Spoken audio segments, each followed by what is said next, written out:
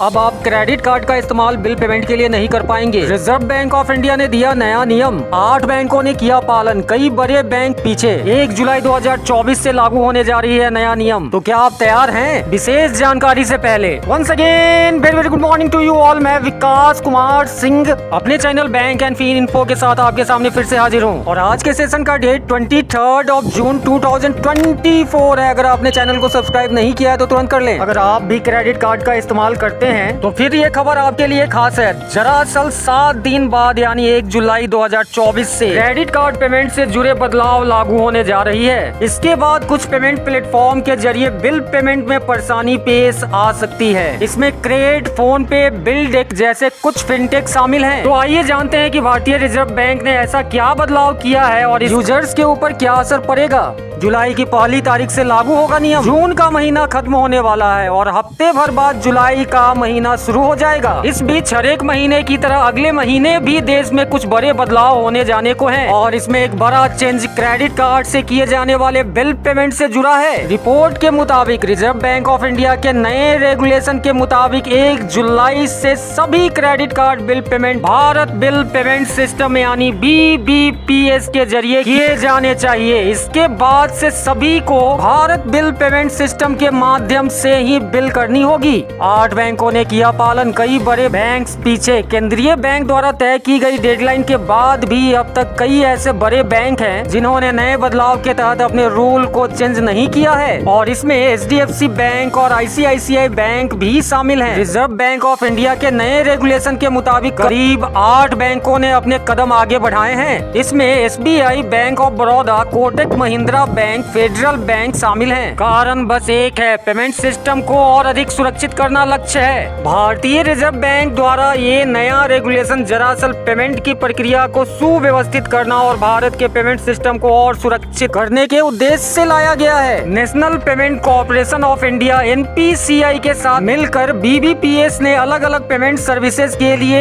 एक ही प्लेटफॉर्म बनाने का लक्ष्य निर्धारित किया है। अब इसे लागू करने की डेडलाइन नजदीक आ रही है और अगर तय समय में बैंक इसका पालन नहीं करती है तो उनके साथ साथ क्रेडिट कार्ड पेमेंट पर निर्भर फिनटेक प्लेटफॉर्म के लिए भी परेशानी का सबब बन सकता है। यहाँ ये जान लेना बेहद जरूरी है कि आखिर ये BBPS यानी भारत बिल पेमेंट सिस्टम है क्या।